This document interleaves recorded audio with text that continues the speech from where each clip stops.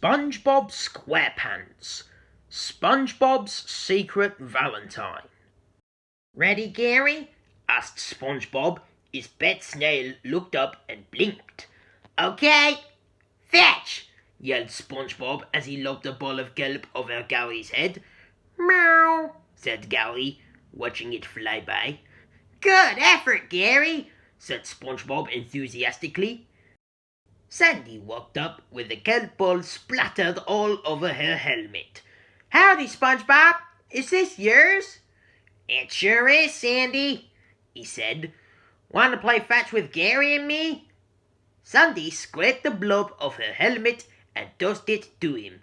Sorry, SpongeBob, but I have to get home and make a special Valentine for tomorrow. Adios! Did you hear that, Gary? Asked SpongeBob. I bet that special Valentine Sandy's making is for me. I better start making one for her. You like Sandy? Bellowed Patrick, who had crept up behind SpongeBob, startling him. Of course I like Sandy, Patrick. She's my friend. No, I mean you really like her, said Patrick.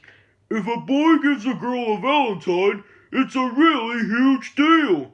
SpongeBob looked puzzled. What do you mean? Now you'll have to spend all your time with Sandy and you won't have time for any of your friends, explained Patrick. Oh, SpongeBob, I'll miss you, little buddy.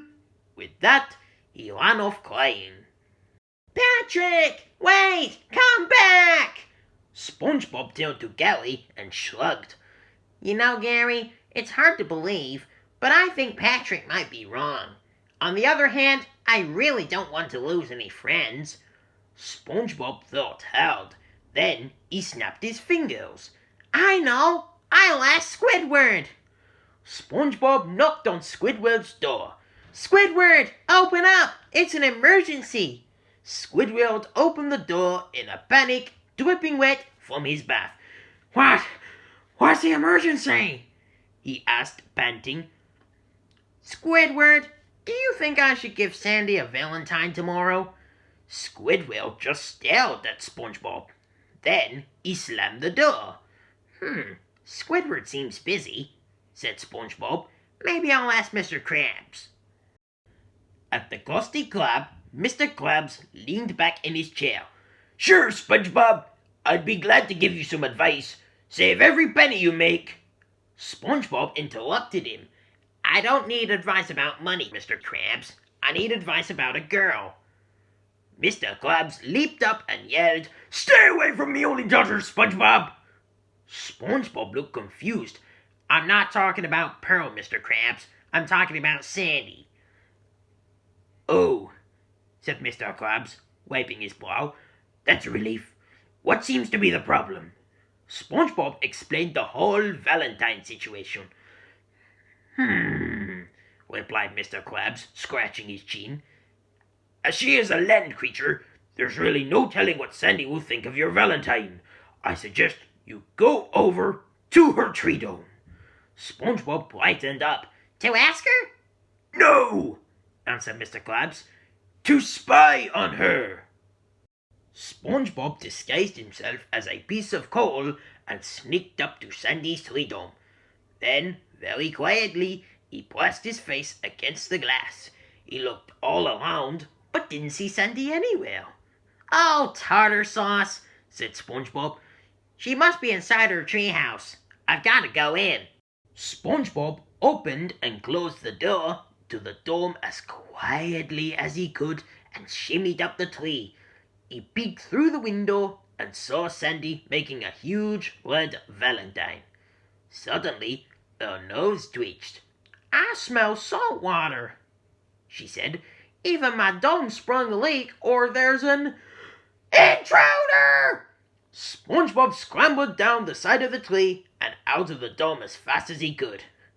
He could hear Sandy behind him yelling, You'll never get away, you thieving varmint!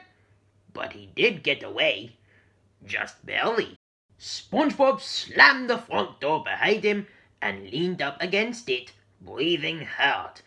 I've got to get to work, he told Gary, Sandy's making me the biggest Valentine I've ever seen. I don't care what Patrick says. I'm going to make one for her. SpongeBob dove into his closet and came out with his arms full of materials. Then he flew into action, drawing, cutting, and pasting until the sun came up over Bikini Bottom. "I'm ready!" he shouted at last, holding up a big, beautiful Valentine with Sandy's name on it. SpongeBob ran over to Sandy's place with the Valentine. Just as he reached her tree dome, Sandy came out carrying her huge Valentine. "Hey, Sandy," said SpongeBob, grinning. "That's quite a Valentine you've got there. It must be for somebody pretty special." Sandy nodded. "Yup, it sure is, SpongeBob. My mother's a very special lady." Mother?" said SpongeBob, stammering. "That's great, Sandy." He tried to keep his big, fancy Valentine hidden behind his back. "Who's that Valentine for, SpongeBob?" asked Sandy. SpongeBob shifted his feet uneasily. What Valentine?" "The one that has Sandy on it," she said. Blushing, SpongeBob handed her the Valentine. "It's for you, Sandy. But it doesn't really mean anything. Like that I won't get to see Patrick anymore, or..." "Gosh, SpongeBob," said Sandy, smiling. "This Valentine's prettier than a Texas barbecue on the 4th of July. Sandy held the Valentine up, admiring it. Then she frowned. "You know what this means, SpongeBob?" SpongeBob looked nervous. "No, Sandy," he said. "What does it mean?" "It means I've got to thank you by challenging you to a karate match." "Wow," thought SpongeBob. "My friendship with Sandy hasn't changed a bit. Patrick was wrong." "Hey-ya!" yelled Sandy, flying through the air. "Hey-ya!" screamed SpongeBob. And they spent the rest of Valentine's Day happily chopping away at each other. The end.